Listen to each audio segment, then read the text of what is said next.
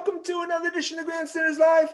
I'm your host, Scott Kerman, and I'm joined by my usual cohorts, Uncle Joe McLaughlin, and he's the professor, Russ Stevens, and he's JP's first son, Tim Hoey.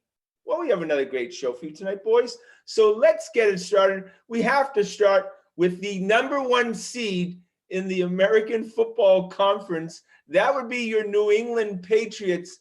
The game on Monday night, I texted you guys, it was stupid. It was a stupid game, but that's what you're going to get in Buffalo in December. And I don't even know why they schedule games in Buffalo in December.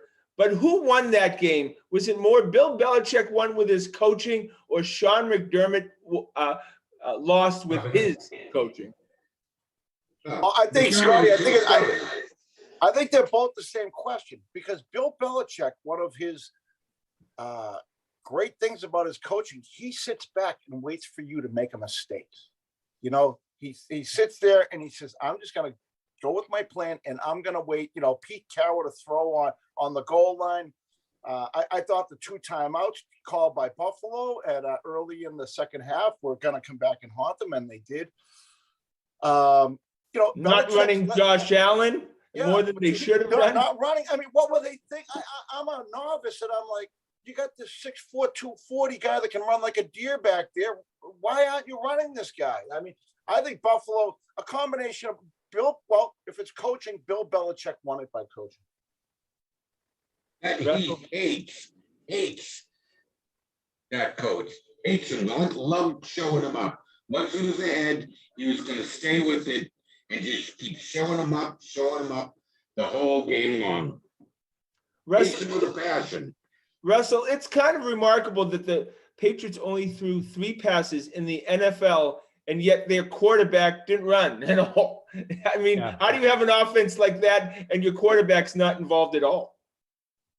Well, I think there was a pretty big gap between Belichick and McDermott on Monday, not because McDermott did anything egregious. I don't think he was absolutely horrible. A couple wasted timeouts in here and there, but Belichick knew exactly how that game was going to play out. I mean, and that's his genius. Like, Belichick goes into these games and very rarely does it seem like a game gets away from him. And I think he realized, like, if we get the lead, we're just going to keep running it because we don't believe that they can score on our defense. That game would have been fundamentally different had Buffalo gone up 8-0. Oh, definitely. Fundamentally different game plan. I think Belichick would have thrown the ball. Well, that's, we were right on it when we were texting, and Belichick said after the game, the most important play of the game was the 2-point conversion. Yeah. They got up the 8 points. The math just worked for them the rest of the night. Totally. He was chasing that point the rest of the night.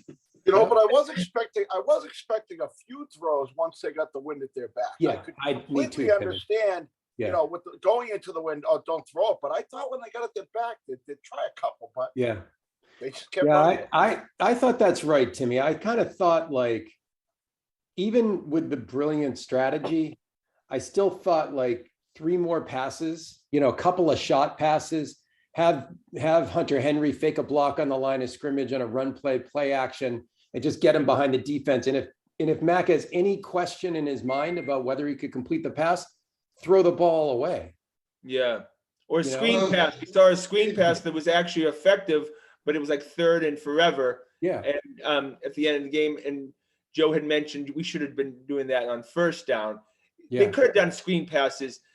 Again, they keep it tight with Mac. He doesn't have full confidence in Mac Jones right now. Well, that's not so much true. This is the template. Remember 2008 up there in Buffalo? The wind was worse. The snow was worse. The rain was worse. Belichick was right about that. Matt Castle was the quarterback. He only threw 8 times. And I remember Belichick saying after the game, maybe we shouldn't have thrown that much. Now we have the exact same conditions almost.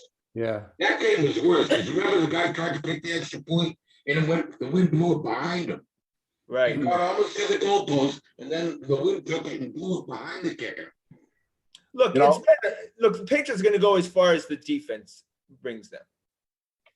Well, I think, there's one thing that I think in the aftermath of that game, Mac Jones said the one thing that no one's talked about, but I think it was everything about why he decided to stick with his defense and take the ball out of Mac's hands. And Mac said, I never even practiced in that kind of win.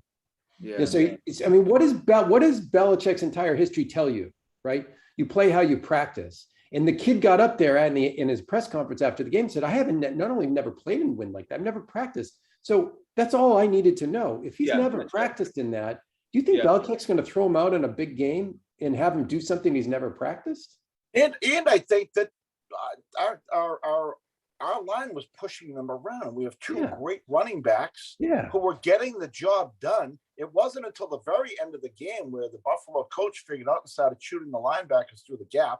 By then it was too late, you know. Would he have benefited to have Brian Hoyer as the quarterback for that game on Monday night? I don't think it would have mattered, obviously. But he would have had more experience, obviously, playing in that type of weather. Maybe that's a good point. Yeah, that's a really good point. I mean, that would be totally Belichick. Like we're gonna win, Sean. We're gonna win, and we're gonna win with our backup quarterback. Well, he hates McDermott. He would love to if he did to. By the way, that is a big take. Like that is a great. I had never thought about that. But Hoyer's has played in some pretty bad weather. Oh yeah, absolutely. Yeah, doing it with one hand tied behind my back. You know what? I wouldn't be surprised if that was put on the table at some point. Yeah, right.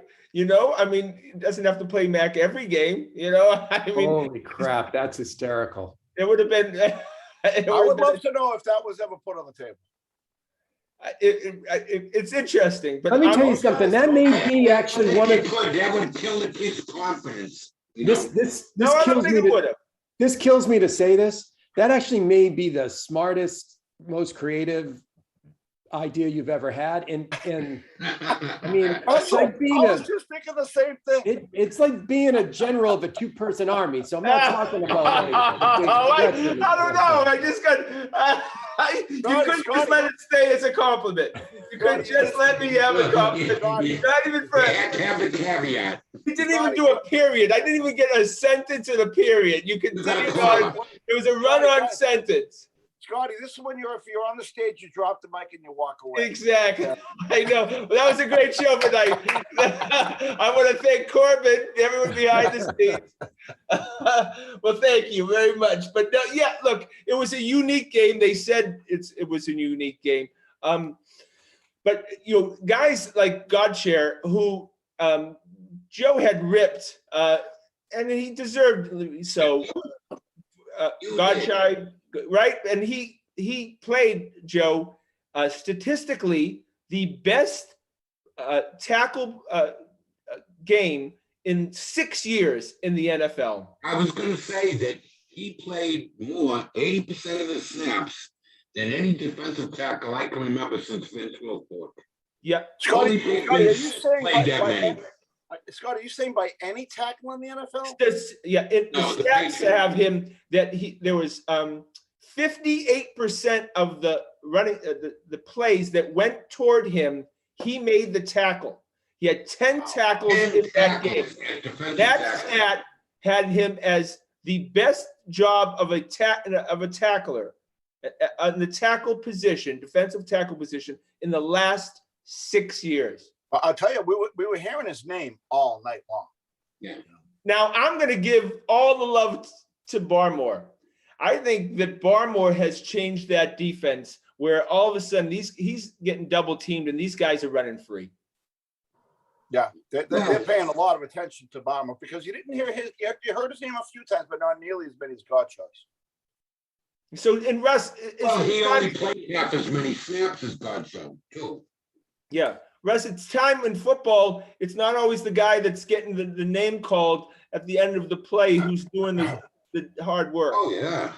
Yeah, this just seems like it's such a well put together defense. They play such good complementary football that the backfield is doing what it needs to do in order for the line and the linebackers to do well. The line and the linebackers are doing stuff that the backfield needs. I could look back on the last 7 games and almost every single player on defense has made a a play or a set of plays that are memorable, right? Just go around, right? All of them have. Yeah. And we thought there were weaknesses early on in the season with defense. And now that Mills is playing well, I can't see a weakness when everybody's healthy on the defense. Do we put this defense with the 01 Patriots? Wow. Well, I think that the 03 and 04 defense would be Here's my only I problem. think I those was only- defenses were better. I was only 11 years old in 01, so it's hard for me to remember. yeah, Boy, right. I was at the game. Okay. No, obviously, that team had Hall of Famers. They had a lot of big names, but these names right now are developing. The Dugars, the Phillips, the Barmores. These guys are still young players, and we're seeing them getting better and better each week. But I sure got nervous when Judon was down at the end of the game because, boys, our season is over if he goes down. The two best I don't know players. if it's over. Yeah. I don't know if it's over, Scotty, but it would be harder to go on without him. But I don't know if one guy going down in this unit's gonna destroy us, but But Judon is he's remarkable. I mean, would you say that he's in the Andre Tippett as far as Patriots linebackers? He's in that kind of A little rarefied longevity air. first before we make that, Well, Joe, he was a great player with the Ravens. It's not like he's a rookie or anything. I mean, this guy. Who would you take, Judon or Chandler? Hall of Fame. Who would you take, Judon or Chandler Jones right now? Oh, Judon's younger, right? I mean, Jones has got to be by 4 years. older. Yeah. But as far as this year as a player, Oh, I think Judon is so flexible. Like he's so adaptable. He doesn't just. I think Chandler Jones does one thing, right? Yeah. And Chandler's missed like 4 or 5 games. Yeah. Too. Yeah. no, I think doesn't he lead the league in sacks? He might, but he's missed like 4 games. Yeah. He does one thing. He Upon did set the reflection, edge real good here. That was his biggest attribute here, I thought. Was Did he we get- set the edge like no one. did we get rid of Chandler Jones because of that whole incident in the parking No, they lot? couldn't afford him. They couldn't sign him. They knew they weren't going to be able to re-sign him. Right, because they They kind of traded gave him away. Yeah, piece of crap. Because it would look. Can you imagine Judon and Chandler Jones rushing the Yeah, quarterback? That's ancient. That's ancient history. That's John Lester territory for me. Oh, I know. I was just. Don't we're say gonna talk that name about out. Lester. I'm all for it. Rest of the Don't say show. the if you name want out, to. Scotty. Don't say that name out. If you're lucky, he wants him. You guys, I never forget any of that stuff. Look, would you admit that the Buffalo needed this victory more than the Patriots? Oh, absolutely. I mean, we have, think of the fandom up there, okay? They're saying Brady's finally gone. 20 years of suffering. He's finally gone.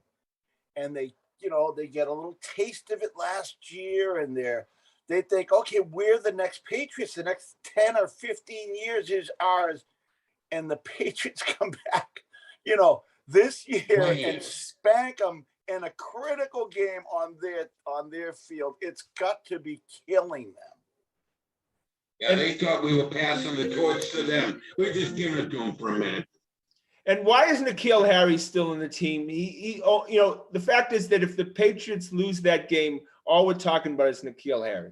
Only we, and when I say this just with all the history in mind, only we could spend a first-round draft pick on a blocking wide receiver. I know. I know. They brought Onwenu and N'Keal Harry in whenever they needed the real jumbo package. But what were the coaches thinking putting him back there for that punt? I mean, I blame the coach as much as I blame N'Keal Harry for being Yep. there. It was a good idea, I think. Just because the wind was at the punter's back, and they had Gunner set up where you normally would, and they threw N'Keal back there just in case the wind blew it really far. They should have just had no one there. Hey, guys, remember last year when by the end of the year, Belichick wasn't even putting someone deep on punts. Right. Remember? Yeah. Because he didn't trust anybody. So Monday night, in a 50-mile-an-hour wind, he suddenly trusts a guy who hasn't fielded a punt as a professional football player? He And did Nikhil the ball Harris. last year. Yeah, You know, that's like putting Uncle Joe back there together. I mean, If he didn't, and he did the right thing, he let it drop at first, but then for some reason he started tracking the ball, chasing after it. What are you doing? it was I've like had a really good year predicting stuff, guys. I'm going to predict this. Nikhil Harry will cost us the season. He will do something stupid, a penalty or something, or Honestly, a I fumble. think I think he tried to cost us the season on Monday night, and we wouldn't let him. Right. If he's blocking, yeah, he'll get a holding call. He's going to do something stupid in the most important time, and we're going to spend our whole offseason saying Nikhil Harry. Just please cut him. He's bad luck. Seriously. They might as well have him the number 13 for all I know. Every game, the announcers they're falling all over themselves to say what a great blocker he So- is. I know. So, Timmy, the same page, praise, I think. Why don't we Timmy. just put a tight end there instead? You know what I right. mean? Hey, so Timmy, your man Ramondre Stevenson did well Oh. again the other night, didn't he? Boy, I love him. He had sweet feet, Ramondre. I mean, Who would you You know, rather it's have like- in the backfield I- right now?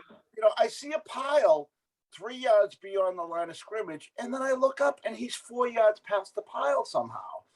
It looks like he gets tackled, a few yards past, and then I look up, he's gone 7 or 8 yards every time.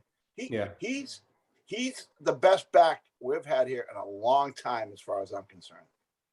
So who should I start? like the first string guy, Damian Harris.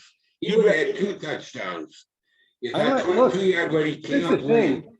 I like them both. Like Ramondre is fantastic. No one's ever asked him to carry the ball 25 times in a game. We don't know what Ramondre is going to look like in the fourth quarter on carries 21 through 25. Well, that's when you like Right. him, though. The fourth quarter is when you want to bring him on because he's a big. No, but I understand. But you put him in the fourth quarter. He's only had 4 carries until then. He's going to be much fresher. I just think they've got the perfect running back situation right now. And I include my man, Brandon Bolden. I knew you were going to say that.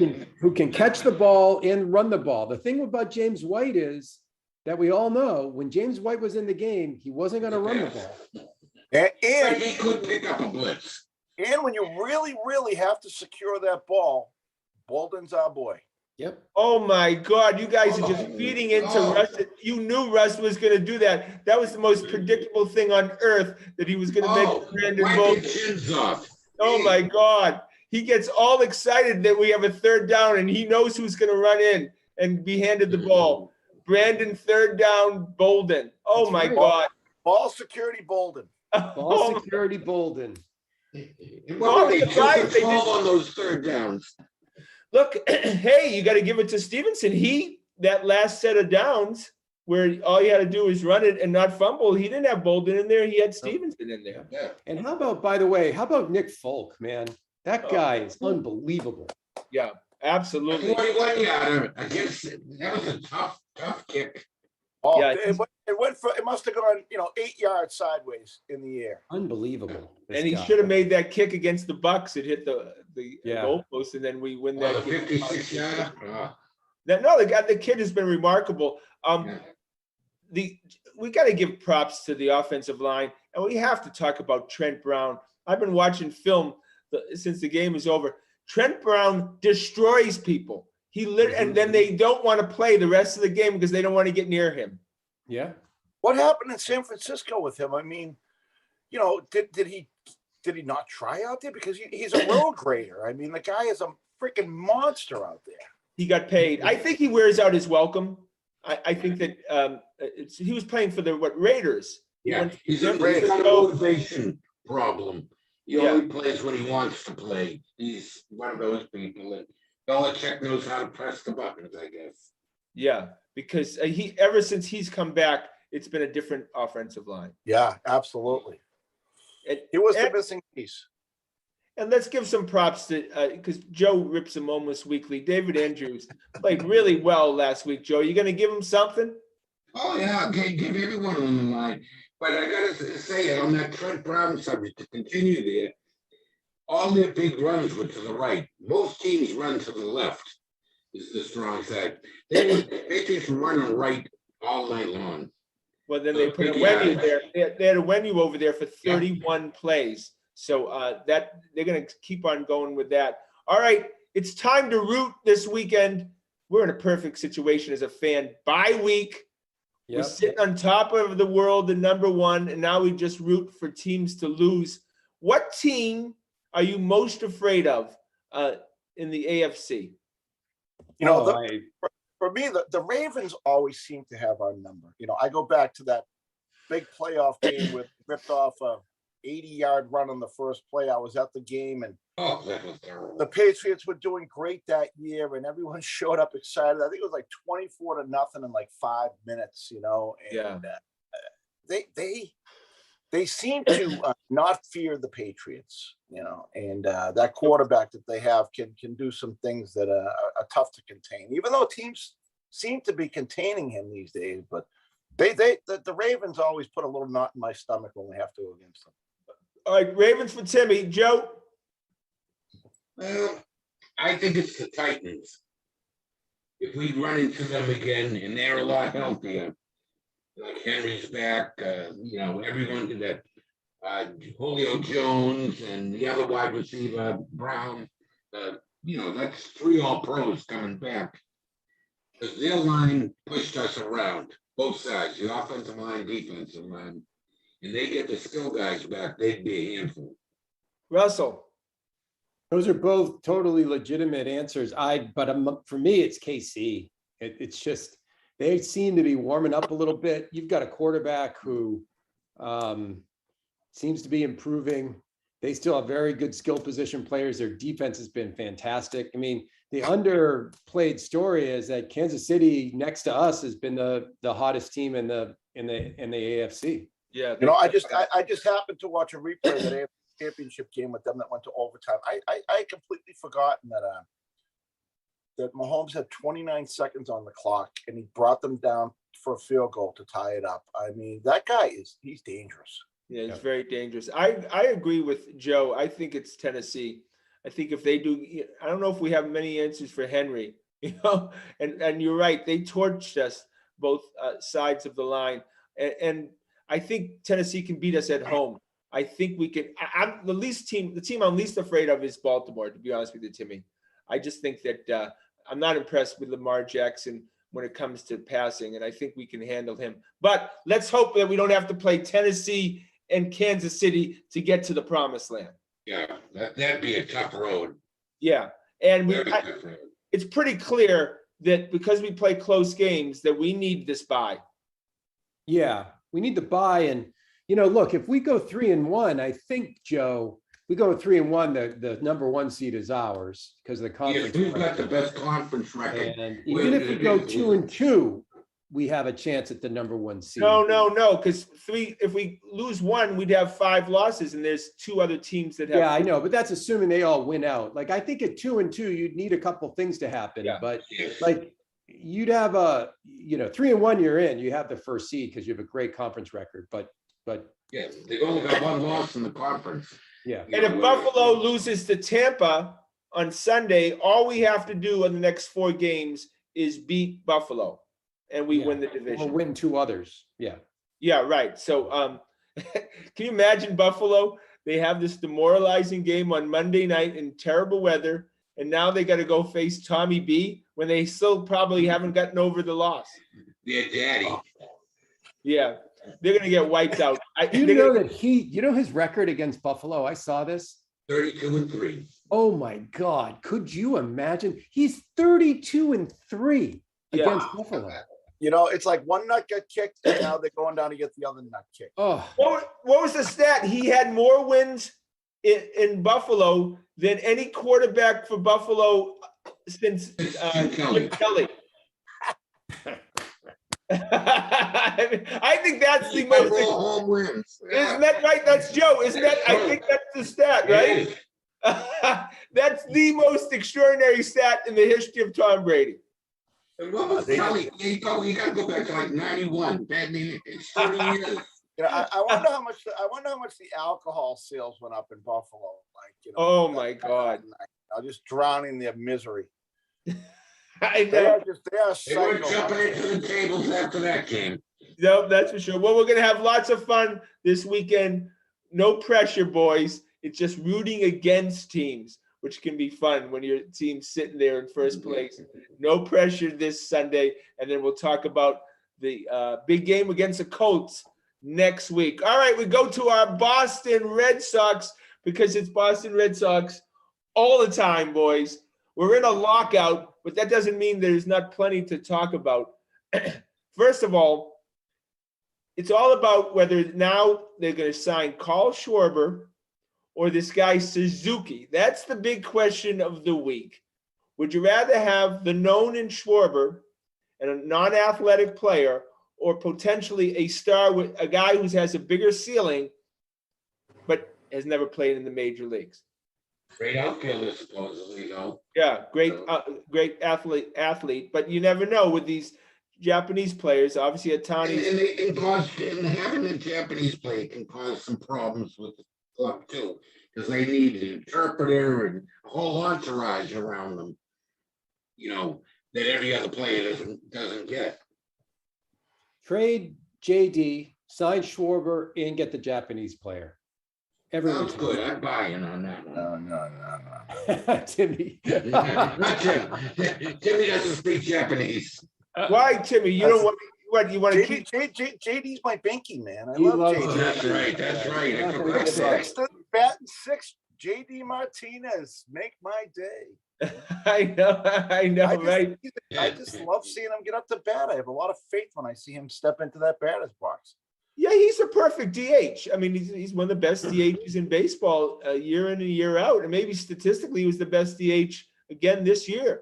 Which would make him an attractive trade prospect. And he doesn't cost a ton. He's not a $30 million man or anything. But the thing about him, Russ, that I like about JD is that he can carry you for a week or two.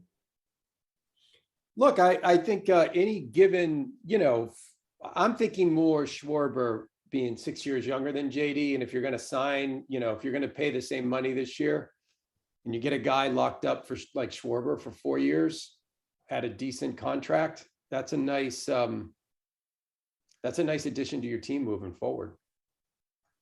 So we've had first or second. By the way, he can play the field too. Like he can play he's a much better fielder.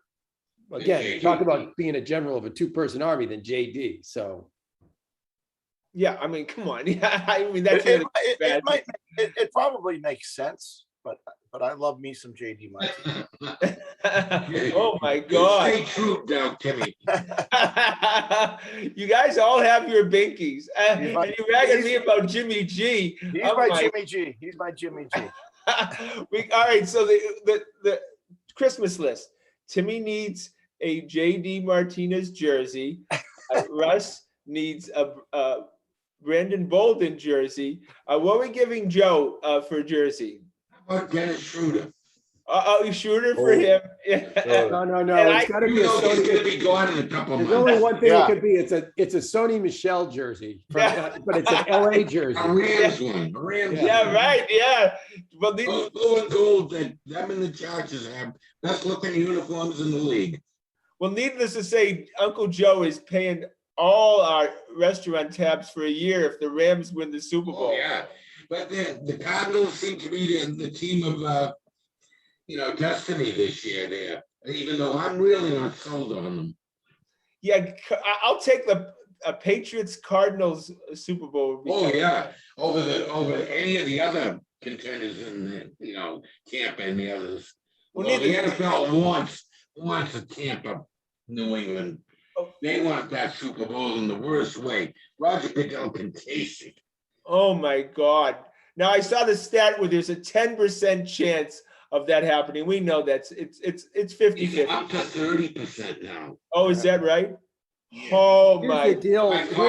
By far the biggest combination. If that does happen, I'm going to Italy for the 2 weeks before the Super Bowl because it's not going to be. You're not going to be able to, right, Timmy? Like you won't be able to listen or watch or do anything. It'll be gross. It'll be gross. awful. You can't read a newspaper, nothing. Now you have to swear off all media, because that's all it'll be. No, complete opposite, Russ. We're all heading to Sonny McLean's, and we're going to do a show there every freaking night. We're going to spend 2 weeks there. No. Sounds good. We'll beat it to death. Yeah, and to be in Los Angeles, No, it would like literally make Deflategate look like the traffic report and WBZ News in the morning. That's how fast it would go, right? Oh my God, this would be so huge. I would be so excited. All right, so the Hunter Renfroe, we've had like 10 days to take this in. The JBJ's, obviously JBJ's back on the team for now. What do you think of the Renfroe deal now? Are you guys happy with it? Do you think that Heim pulled the trigger at the deadline by mistake? I'm all for it in the sense that, I mean, we all knew it. We were talking about it. Down the stretch and in the playoffs, Renfroe was an automatic out. He was awful. I mean, He was awful all year in the field. Yeah, but I mean, I'm talking Joe, like he didn't produce anything down the stretch and in the playoffs. So if you want to talk about, like, this is one of the textbook examples of selling a guy at his highest value. Yeah. But you know, How much do you think JBJ wasn't much of a value. How much do you think him missing that fly ball to right had to do with it? Do they just shake their head at that moment and say he's a liability out there? Could be. I think that he took a lot of circled under it and let it fall behind him. guys. You know, I think he took a lot of roots during the course of the season that Heim Bloom and his stat guys just scratching their heads, and they just don't want to see him moving forward, playing right field anymore. And Kiki Hernandez played a really good center field, and I think he affected Hernandez the way he played because he didn't want to get crushed from Hunter, who was running toward him half the time. Yeah, I don't think, Joe, that JBJ is even almost like even part of that deal. I think they had to take that contract back. He's a fourth outfielder. He could get cut. He could get traded. I don't think that had anything to do with I think they're eating the contract and they're going to get rid of him. Now what was the stat I heard? He had the worst statistical year of any baseball player in the history of the major leagues last year. Yeah, I know his batting average was like 160. look, I think it's going to end up where they do a trade dump, a salary dump, where we trade Bradley a bad contract and we take somebody else's bad contract that the kind of player that we like a little bit. Yeah. So, and these prospects, give you more leverage to grab something else too. Yep. Yeah, they're going to make a deal with Oakland. Oakland is going to pawn off a lot of their top young pitchers. Yeah. And Heim Bloom wants that. It's a simple math problem. Basically, you're taking Bradley's contract, but instead of signing Robbie Ray for $110 million, you have like $80 million pot that you can then give prospects and then go get some guy that you can pay $700,000 a year for. Right. He traded Hunter Renfroe and basically some money, by taking on Bradley's contract for two guys he can use in another deal. Yeah. And they can only do that because they're a big market team and can eat that money, Eat that $10 million in JBJs. Right. But also, he didn't want to pay Hunter Renfroe $7 to $8 million to play for the Red Sox. Yeah. Oh. No, he was very happy with the $3 million. Yeah. Because he's only going to bat 500 against the Orioles and 210 against the rest of the league. Right. Yeah, right. And did we really see Renfroe hitting 31 home runs again next year? No way. No. And and the fact is, guy like who ends up this guy Bonellis and Hamilton probably end up in the deal. The two guys they got. Who goes if Dahlbeck or Duran? One of those guys is going out the door to Oakland. Which one is going to be? I would send Dahlbeck out there in a heartbeat. Oakland would want Dahlbeck, I think, rather than Duran. Yeah. Rather than He's a proven home run hitter in the major leagues. Yeah. Right. I mean, it sets up, I think of all the four sports, I would say the grandstanders that we nail the Red Sox more than any other sport. And I think we have the beat on what's going to happen next. I think that was my answer to you a few weeks ago with what's going to be the surprise trade, right? It was him. I think it was Russell. The professor strikes again. Oh my God! Wait, I have to give you a backhand That was in the compliment. syllabus. Hold on. I was going to work on my backhand compliment. I'm I no got Scott Kerman when it comes to predicting But- things that aren't going to happen. it. No, you're not. So, but the other thing about this kid Hamilton too, it also gives him a little backup in case Jeter Downs flames out, right? Doesn't Hamilton play like second and short or something Yeah. like that? Yeah, but this Pinellas kid, I would love for them to keep him because I'm just hearing more and more of this guy's a stud. Had 11 home runs in rookie ball. Yeah. Had 33 Big home runs. home runs. Big home 30 runs too. No little dinky home runs, monster home runs. And 33 home runs in college his last season. Wow. That's a hell of a. They don't play that many games to be putting up those numbers. So look, again, we're adding to the depth of the team. Heimblum, we trust. I trust him.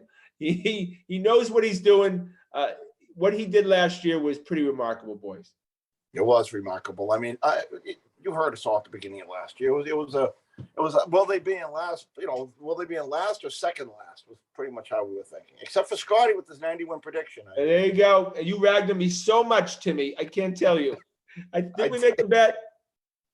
I thought we made a bet. No, I tried to. You winced out on it. You wanted odds or something. I don't know.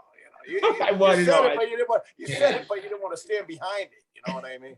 I just want you to know I got a $500 bet on the have the Patriots winning 10 games or more. So what is that? What do you what are get? the For that odds? 500, you get $322 back. Scotty? I know. Yeah, 'cause it was only, the over-under I was know. 9.5. Well, yeah, there was 9.5. Yeah, I took that. 9.5. So, I sure didn't look good at 2 and 4. and so and I'm assuming that. Scotty, you better check the fine print on that bet. I So know. I'm assuming that since you've just admitted this publicly on Brookline cable access television, that you're going to be reporting the winnings to the IRS. Yeah. Sure. Oh That's my a given. God. Yeah, You don't let me have one moment of peace. He'll be getting a 1099 from Caesars. Oh my God. Happy Thanksgiving, Russ. Well, the Indians. Let's talk about them first. Joe is a former government employee, knows people. What does that have to do with anything? When you control the mail, you control. Oh my God, he's in such a troublemaking mood tonight. Oh my God. Just saying, right, Joe? Everyone's Jill gonna pay their tonight. fair share. What's this envelope from Caesars, Scott? Timmy's mad because the booking that we dealt with through Max gave himself a major discount on what we were supposed to get paid. I bet 100. I won $83. What? And he paid us 9 days later. Like $83.22 or something like that. I'm like, an actuary over there? I mean, what's going on here? If you see a guy with a broken leg, it's our bookie. All right, we go to the Celtics, boys. I told you, I've been predicting I told you we're a 500 team, and that's exactly what they're going to be. Certainly looks like it. Yeah, no, this is a really, I wouldn't say worst case scenario for Brad, but it's the toughest case scenario for Brad, which is like mediocre team, played decent enough in spots, and you could always sort of attribute a lot of this stuff to Jaylen Brown not being there, that if you squint, you could see them in the playoffs making a run. But the fact of the matter is they're also 3 games out of the 13th seed. So what you know what gets me about the Celtics? At some spots, they look very good. Tatum gets hot, he takes control, he starts taking it to the hoop. And then other times they just look like a mediocre team. I mean, so they kind of tease you with what they could possibly be, and then they just fold up the tent the next game. It's hard to get a read on them, really. I mean, Yeah. but there's a lot of talent in the NBA. I mean, you take a break for 5 minutes and you're down by 15 points. Yep, good point. Well, it's going to come down to this. Brad Stevens better make a deal quickly. All of a sudden, the Indiana Pacers have announced that they're basically giving up the franchise and just going to start trading their young, good players. And How about Sabonis? We could use a guy that can give you some minutes, a big man that can give you some minutes. so if you're trying to get rid of a Schroeder to get a first-round pick, you better do it now. Well, that's what it's going to be at the trade deadline. No, but I'm saying I think you have to. I think you have to pull the trigger now because Well, they have to wait. They have to wait a week. They have to wait a week until Schroeder can be traded. Okay. But at that point, so I saw something interesting today. Was by some well-respected guys who were going through, Damian Lillard deals, and I saw a prospective deal that they put on the table where you basically you push everything across the table except for our big 3 or 4. Yeah. And you get Damian Lillard, but you put you're talking about 5 or 6 picks, Neesmith, Pritchard. Four first-round picks, Yeah. Neesmith, Pritchard. But you'd have And Grant Williams, and 4 first-round picks. Right. The first 2 unprotected, last 2 protected, and we get Simmons and a bunch of other guys from. No, but that wasn't the pick. It was Lillard. It was. Okay.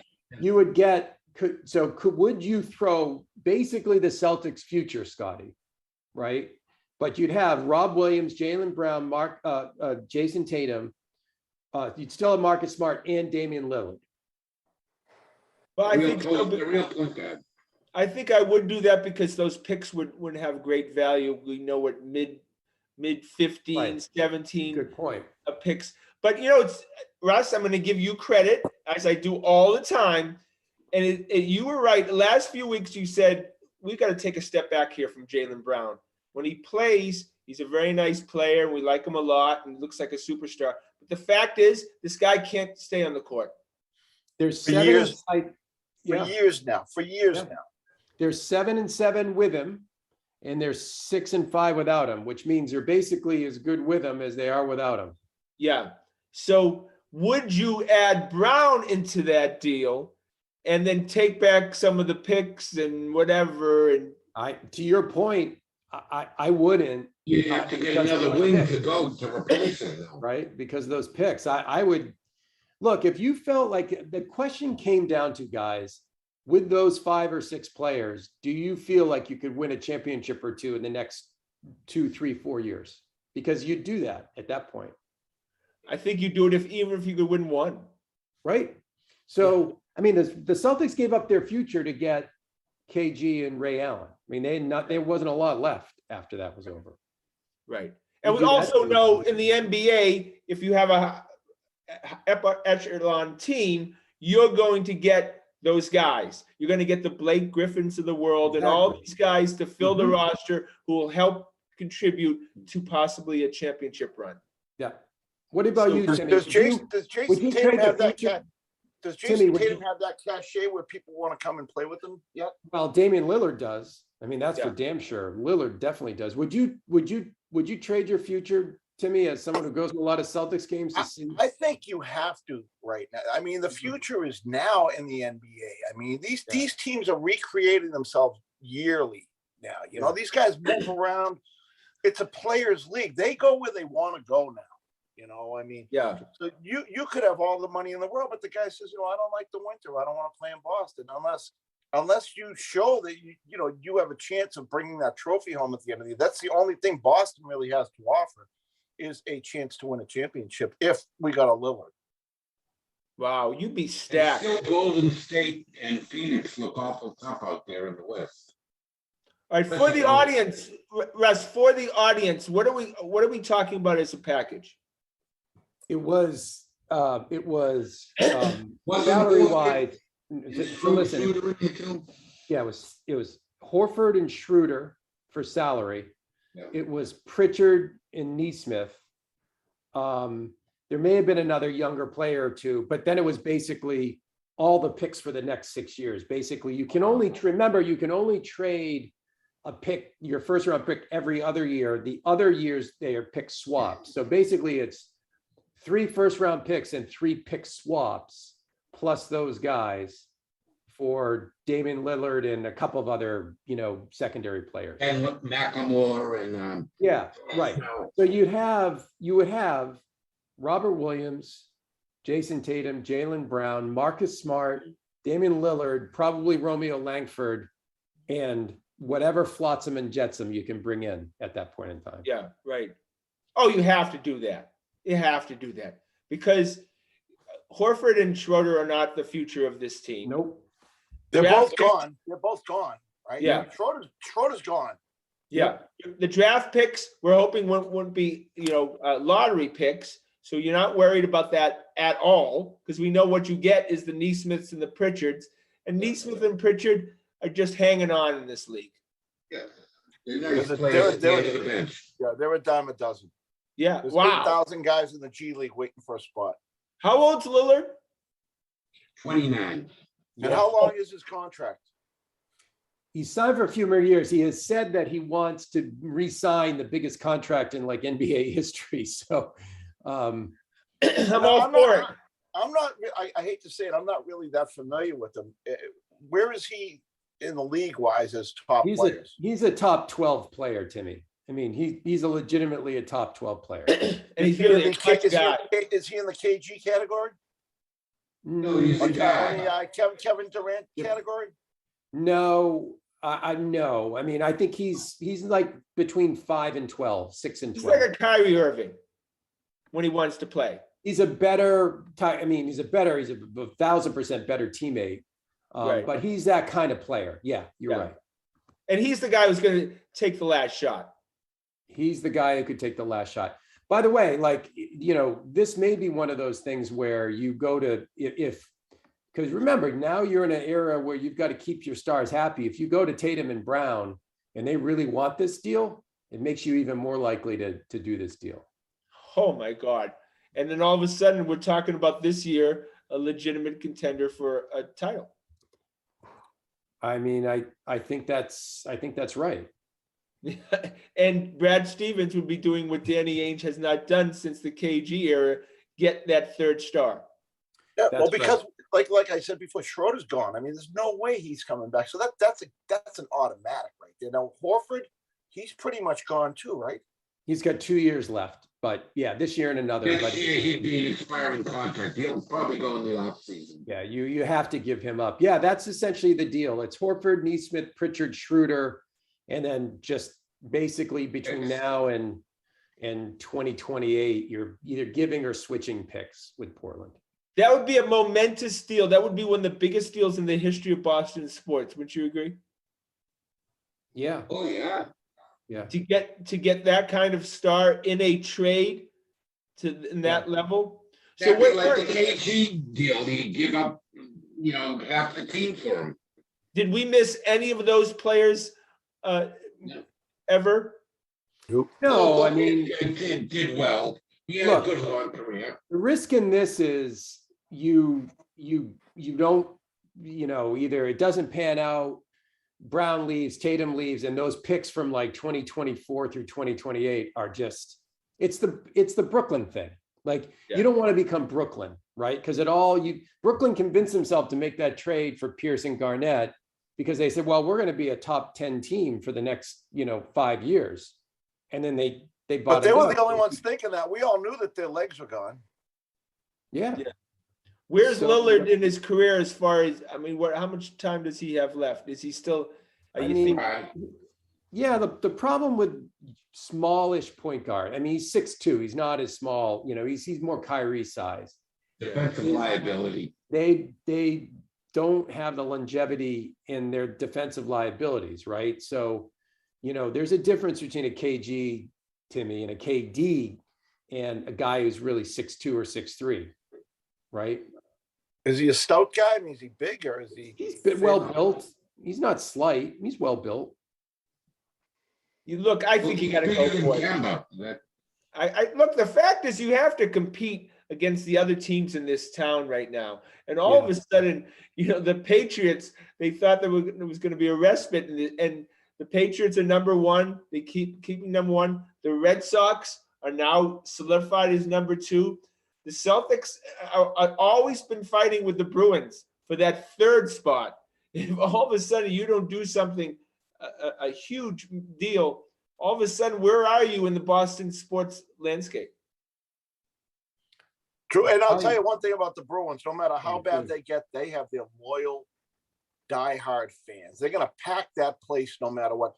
I'll just tell you, I can't give Celtics tickets away unless it's against the Warriors or Milwaukee's coming to town. You can go on the StubHub and get Celtics tickets for $20 these days. Yeah, you texted the Celtics. Yeah. Sixers, Tons of them for under $20. I mean, $15, and they didn't pay $15 for those tickets. no, I mean, the Bruins, no, give them this. They have their diehard fans. They pack that house every game. Would you agree with what they've been saying for 50 years about the NBA? I agree with this statement more than ever. You might as well just watch the last 5 minutes of the game, and that's all you need to do. I still agree with that. I was watching a game the other day. I turned it back. I thought those exact same thoughts. I said, this doesn't matter. I'll turn it back with 5 minutes to go. Yeah. 2 minutes to go in the half and 2 minutes to go in the game. Yeah, and those The 5 end minutes. the end game is always the best game. And the 5 minutes, Joe, can last an hour. Yeah. Yeah, that's too long. 3 replays and God knows what else. Yeah. Russ, do you enjoy watching? Yeah, NBA I mean, I game? probably enjoy watching it a little bit more, mainly just because I'm trying to, this year it's mostly about just how are these guys playing with each other? Yeah. Are the younger guys who aren't playing much, are they improving? Is Marcus Smart a point guard? There's so many questions. It's made it kind of interesting. But I'll watch. Otherwise, I'd watch an NBA game only if it has a superstar in it. If it's Celtics aren't in it, I'll only watch an NBA game if it has a superstar in it. Well, Adam Silver's very happy because it's a superstar league, and that's exactly what he wants. And Udoka, he seems to be maturing as a coach. It looks like a good hire. Maybe the right guy at the right time. I think so. Good, steady influence. Getting better. Yeah, Yeah. it's getting better. All right, we go to Timmy's Bruins, and Tuca, no matter what Timmy says, Tuca's coming back to the Bruins. There was a rumor that he was going to come back in the last few days. Well, I don't really understand how he gets the. I'll be there to hug him at the door, Scott. All right, letter of recommendation. Goaltending is not the biggest issue right now. Their biggest issue is unless their shirt says Pasternak, Bergeron, or Marchand on the back, you're not on the scoring sheet. I mean, one of these guys will poke a puck in now and then, but I have never in my life seen a team that is so dependent on 3 guys to score all of their goals. I went to that game. We outshot them 42-17 and lost. Yeah. And you knew if they weren't on the ice, we were not scoring a goal. And Marchand was actually suspended for that game. And so you knew, we were not scoring. They just, and there is some special knack that these goal scorers have. I don't know what is the world slows down for them when they have the puck or whatever. But if you're not that guy, and the Bruins only seem to have 3 of them, and I mean Hall, as talented as Hall is, and as talented as Coyle is, they just can't seem to find the back of the net. Can't finish. No. Does it feel like they're going to blow this team up after this year? It's you look at the roster, Hall is a very good player. Coyle's a very good player. Smith, they have some good players. They have muckers galore. They need to get guys who literally, I don't even care what their game looks like, that they get on the score sheet at the end of the game. I'd almost go out and just look for guys that get points. And I wouldn't care if they back check, do anything. Are they on the score sheet? Look, I think Bergeron ends his career with the Bruins. I say Marchand and Pasta do not. They end up getting traded to somehow be traded. That'd be I can see Pasta being traded, but not Marchand, unless he asked for it. I'm just saying, if they're blowing the team up, you'd get rid of these guys right now where they have huge value, and you can get draft picks and stuff, and you're going to just have to rebuild. I know Bruins fans aren't going to like it, but I mean, this is pretty much it. The window may be closed. And I agree. And bring. I can't see giving away Pasternak though. I mean, you'd give your kid away to get a guy like him who can score. I think there's a good chance. I think it'll be based on Bergeron. They're not going to sell everyone off from underneath Bergeron. So if Bergeron walks in and says, "I'm retiring," I think. But I'm with Timmy. I would rebuild around Pasta. Yeah, that's what I would do. right? In McAvoy, I basically say we're going with Pasta and McAvoy are our two guys, and everyone else is we're going to rebuild around those two guys. Even Marshawn Russell. I think Marshawn could. I think that the assets that talk about, like, there isn't a team in the NHL who wouldn't want Marshawn on it. Oh, Yeah, he'd sell tickets in any Canadian city. They'd love him. I would have done anything to get Jack Eichel on this team. That was the guy that we had to grab. He could have changed this team. I thought he has a serious back injury. I don't know if he was milking that a little bit to get out of Buffalo. He had a neck surgery or whatever, but that kid is a stud. Yeah, but when you start talking about necks and discs and stuff like that, I'm staying away from that. They tend to be chronic. The impression I got was that, he just wanted out of Buffalo and he was kind of milking that thing. I could be wrong. I mean, that's the impression I got. Yeah, well, I think this is it for him. And that's why bringing Tuukka back, and I told you David Krejci's going to be on this team by the end of the year because they have to torture me. But I think this is the last run, and that's why I wouldn't want Krejci back except what I saw him do with Hall last year. Those two seem to really connect. Yeah, there was a connection. Yeah, I mean, if he unlocks Hall, I'd bring him back for just that alone. Yeah, well, I think that's what's going to happen. I don't know. Krejci said over and over that over his dead body he'd come back. Yeah, so did Tuukka. Tuukka said, "Please take me back. I don't want to play anywhere else." He said it now. He's pretty much laid down. Coming back. Why'd they get rid of the kid and pay this Leadus $5 million? That is a mystery why they signed that other goalie to that contract. That is the head scratcher of all head scratchers. Yeah, I know. Sweeney's made some bad moves. Sweeney could be out the door with Brad and Marshawn. All right, boys. Well, that's our show for tonight. Want to thank, of course, Corbin behind the scenes. Want to thank the fellas. Please check us out on our website at thegrandstanders.com and tune in again next Wednesday night at 6:30 for another edition of Grandstanders Live. I'm your host, Scott Kerman. Have a great and happy night.